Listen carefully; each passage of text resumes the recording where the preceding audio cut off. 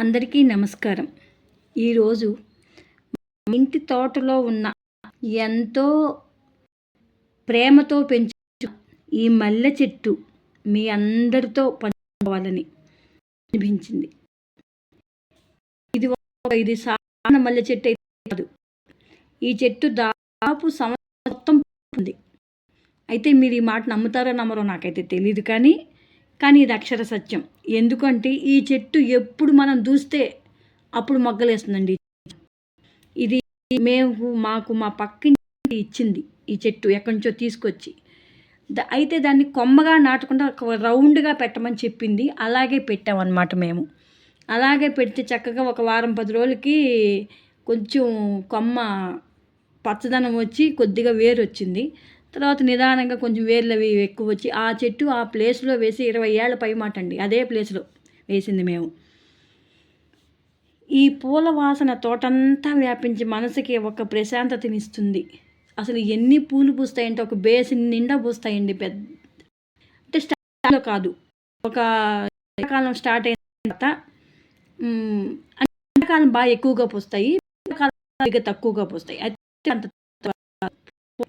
అయితే ఎండాకాలంలో బేసిన్ పూజ చక్కగా మేము పెట్టుకునేవాళ్ళం, మా పక్కింటి వాళ్ళకి ఇచ్చేవాళ్ళం.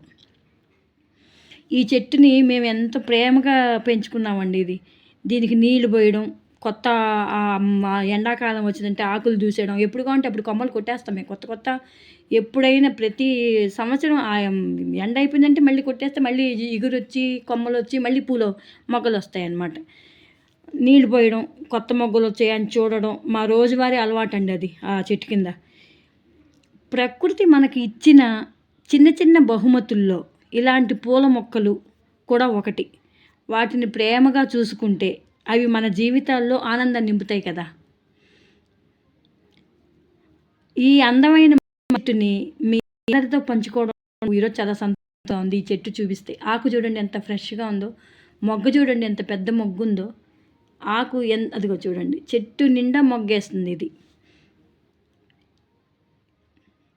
చెట్టు నిండా పూలు పూసి చూస్తే ఈ చెట్టు అంత అందంగా కనిపిస్తుంది. తెల్లని మల్లెపూలు, మనసులో ఉన్న అలసట కూడా కొంత వరకు స్ట్రెస్ తగ్గిపోతుంది కదా. ఇట్లాంటి చెట్టు ప్రకృతిలో మనం ఉంటే మనకున్న స్ట్రెస్ కూడా వెళ్ళిపోతుంది ఎక్కడికో. ఈ మల్లె చెట్టు గురించి కామెంట్ పెట్టండి. మనం చూడగానే ధన్యవాదాలు. మనకి అలసట కూడా పోతుంది. మీకు ఈ వీడియో నచ్చితే తెలియచేయండి.